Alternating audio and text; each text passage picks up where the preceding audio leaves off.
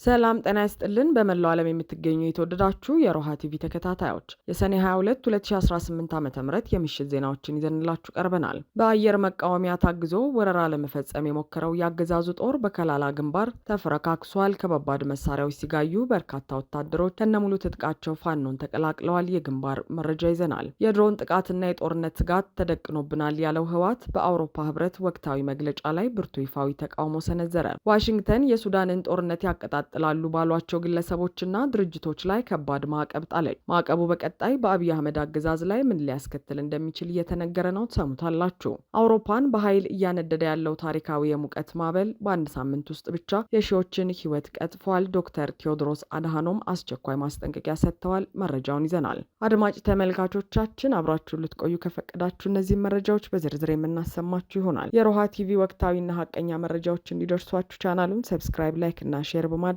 አሁኑኑ ቤተሰብ ይሁኑ።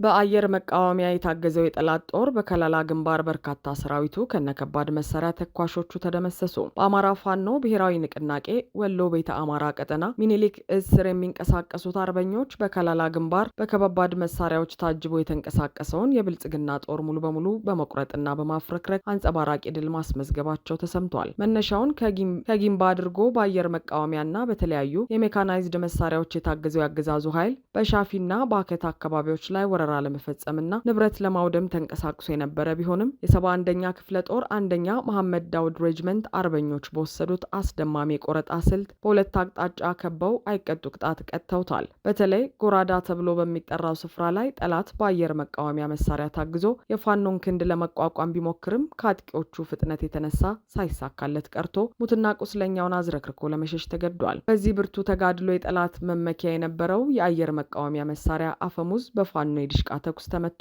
ሙሉ በሙሉ በእሳት የጋየ ሲሆን መሳሪያውን ሲተኩሱ የነበሩት ዋናው ተኳሽና ረዳቶቹ በዲሽቃና ብሬን ተኩስ ወዲያውኑ ተገድለዋል።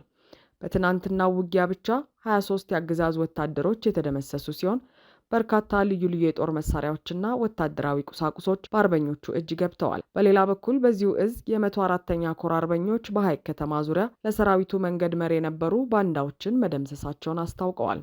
በተያያዘ ዜና በወሎ ቤተ አማራ ቀጠና መነሻቸውን ከጃራ ከሀብሩና ከወረባቦ ያደረጉ የጠላት ደቡብ እዝ 205ኛ ኮር 42ኛ ክፍለ ጦር 5ኛ ሬጅመንት አባላት የነበሩ ወታደሮች ማን ሞቶ የማን ስልጣን ሊቀጥል በሚል ከአገዛዙ የጦር መዋቅር በመውጣት ከነሙሉ ትጥቃቸው የፋኖን ሚኒሊክ እዝ 101ኛ ኮር 35ኛ ክፍለ ጦርን በይፋ ተቀላቅለዋል።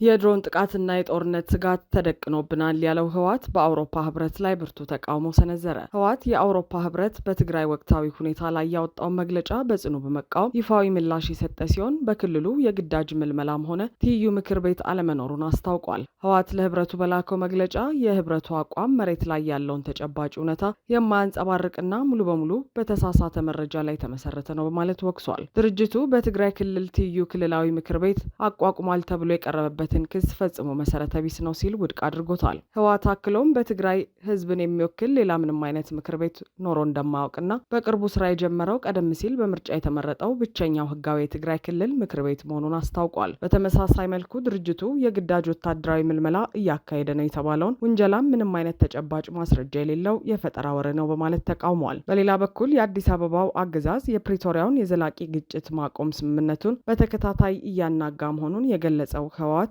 ከፍተኛ የመንግስት ባለስልጣናት ሳይቀሩ የውሉን መሰረት እየካዱና አንዱን ፈራሚ አካል ህወሓትን ህገወጥ ለማድረግ ሌሊትና ቀን እየሰሩ ነው በማለት ከሷል። በዚህም ምክንያት የሰላም ስምምነቱ ዋና ዋና ድንጋጌዎች ሳይተገበሩ መቅረታቸውንና የትግራይ ህዝብ አሁንም በነዳጅና የንግድ ዕቃዎች እገዳ ሳቢያ ለከፋ ኢኮኖሚና የማህበራዊ ችግር መጋለጡን ድርጅቱ በምሬት ጠቅሷል። የክልሉን የጸጥታ ሁኔታ በተመለከተም በትግራይ ዙሪያ ከፍተኛ የወታደራዊ ዝግጅት፣ የድሮን ጥቃቶችና የአየር ላይ ክትትሎች እየተደረጉ በመሆኑ አዲስ የጦርነት ስጋት በከፍተኛ ሁኔታ እየጨመረ ነው ሲል ድርጅቱ አስጠንቅቋል። በዚህ ምክንያት የክልሉ ባለስልጣናት ህዝባቸውን ከደቀነበት የህልውና አደጋ የመጠበቅ ህጋዊና ሞራላዊ ግዴታ እንዳለባቸው ለህብረቱ ምላሽ ሰጥቷል። ህወሓት አክሎም እነዚህ ሁሉ ግልጽ የሆኑ የሰላም ስምምነቱ ጥሰቶች በፌዴራል መንግስቱ በኩል እየተፈጸሙ ባሉበት ወቅት የአውሮፓ ህብረት የልዑካን ቡድን በፌዴራል መንግስቱ ላይ ግልጽ ትችት ከመሰንዘር መቆጠቡና ዝምታን መምረጡ እጅግ እንዳሳሰበው አስታውቋል። ድርጅቱ ለህብረቱ በጻፈው ይፋዊ ተቃውሞ ላይ አሁንም ቢሆን ሲሆን ውይይትና የፖለቲካ ንግግሮች ብቸኛውና ስትራቴጂካዊ አማራጩ መሆኑን በድጋሚ ያረጋገጠ ሲሆን የአውሮፓ ህብረትና ሌሎች ዓለም አቀፍ አጋሮች የፌዴራል መንግስቱ ያለምንም ተጨማሪ መዘግየት ወደ እውነተኛ ውይይት እንዲመጣ ጫናና ተጽዕኖ ማድረግ አለባቸው ሲል ጥሪውን አቅርበዋል።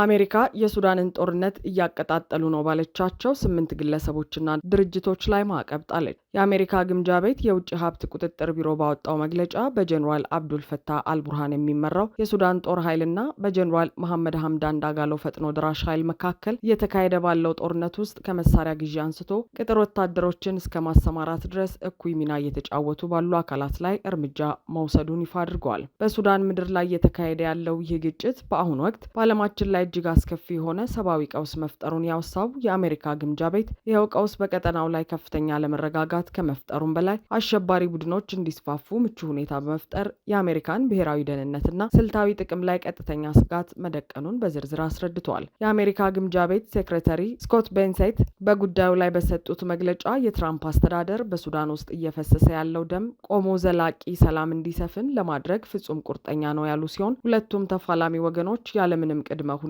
በአስቸኳይ ሰብአዊ ተኩስ አቁም እንዲያደርጉ ጥሪ አቅርበዋል። ግምጃ ቤቱ ይህንን ማዕቀብ የጣለው በልዩ ፕሬዝዳንታዊ ትዕዛዝ ቁጥር 14098 መሰረት መሆኑም ተገልጿል። ይህ አዲሱ የአሜሪካ የቅጣት ሰነድ ቀዳሚ ኢላማ ያደረገው በጀኔራል አብዱል ፈታህ አልቡርሃን ለሚመራው የሱዳን መደበኛ ጦር ኃይል መሳሪያ የሚገዙና የሚያቀርቡ የውጭና የሀገር ውስጥ ትስስሮችን ነው። የሱዳን ትልቁ የመከላከያ ኢንዱስትሪ ሲስተም ለጦር ኃይሉ መሳሪያዎችን፣ ጥይቶችን፣ ወታደራዊ ተሽከርካሪዎችንና ቁሳቁሶችን የሚያቀርብ ዋና ተቋም መሆኑን የጠቀሰው መግለጫው ይህ ተቋም አብዛኛውን ጊዜ መሳሪያዎቹን ከኢራንና ከሌሎች የውጭ ሀገር ደጋፊዎች እንደሚሸምት አጋልጧል። በሌላ በኩል ዋሽንግተን የጀኔራል አልቡርሃንን ጦር የሚደግፉትን እነዚህን 6 አካላት በጽኑ ስትቀጣ፣ በተቃራኒው የሚፋለመውን የፈጥኖ ደራሽ ኃይልን በወታደራዊ ረገድ የሚደግፈውን ታለንት ብሪጅ የተሰኘውን የፓናማ ኩባንያን በተመሳሳይ አጋልጣለች። የፓናማ ኩባንያ የቀድሞ የኮሎምቢያ ጦር ኃይል አባላትን ቅጥር ወታደሮችን በከፍተኛ ገንዘብ በመመልመል ለፈጥኖ ደራሽ ኃይሉ በተዋጊነት በማስቀጠርና አሰቃቂ ከተማ ውጊያዎችን እንዲመሩ በማድረግ ስምሪት በመስጠት ረገድ ከባድ ወንጀል ተገኝቶበታል። ከዚህ በተጨማሪም የዚህ አደገኛ የፊት መስመር ድርጅት መሪዎች የሆኑ የፓናማ ዜጎችም ከዚሁ የቅጥር ወታደር ማሰማራት ወንጀል ጋር በተያያዘ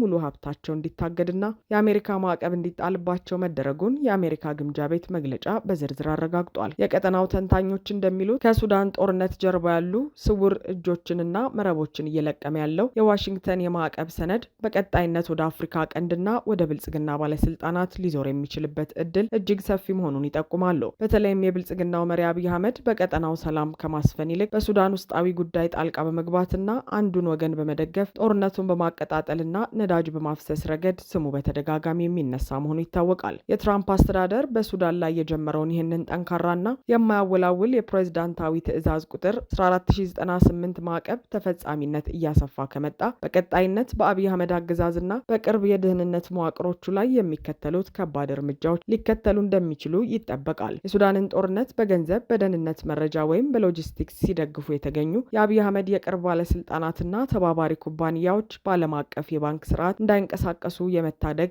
አደጋ ይደቅንባቸዋል።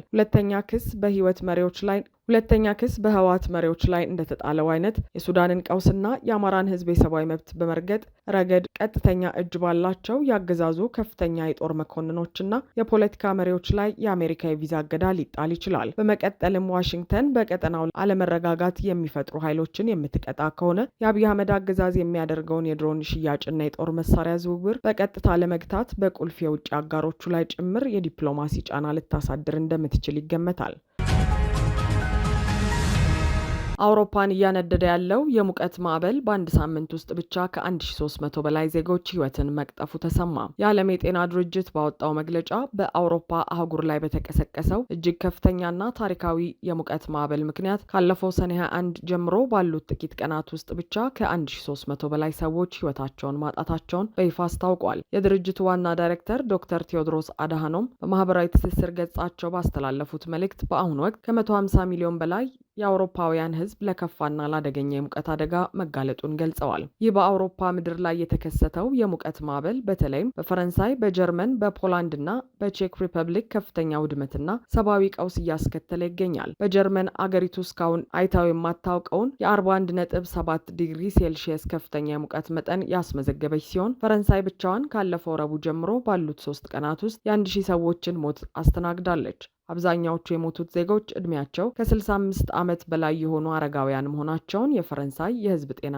ኤጀንሲ አስታውቋል። ዶክተር ቴዎድሮስ አድሃኖም ይህንን ከፍተኛ የሙቀት ጭንቀት ድምፅ አልባ ገዳይ ሲሉ የጠሩት ሲሆን የአውሮፓ መኖሪያ ቤቶች፣ የስራ ቦታዎችና ትምህርት ቤቶች እንዲህ አይነቱን አስከፊ የሙቀት መጠን ለመቋቋም ስላልተገነቡ አደጋው ሊከፋ መቻሉን አስረድተዋል። አያይዘውም አውሮፓ በዓለማችን ላይ እጅግ በፍጥነት እየተናወጠችና ሙቀቷ እየጨመረባት ያለች ቀዳሚ አህጉር ናት ያሉት ዋና ዳይሬክተሩ በአሁኑ ወቅት ትምህርት ቤቶች መዘጋታቸውንና የኤሌክትሪክ ኃይል አቅርቦት መዋቅሮች ከጥቅም ውጭ እየሆኑ መሆናቸውን አስጠንቅቀዋል። የአየር ንብረት ለውጥ ያመጣው ይኸው አስከፊ ክስተት በቀጣይም ወደ ምስራቅ አውሮፓ ሀገራት እየተስፋፋ በመሆኑ የሟቾች ቁጥር ከዚህም በላይ ሊያሻቅብ እንደሚችል ተሰግቷል።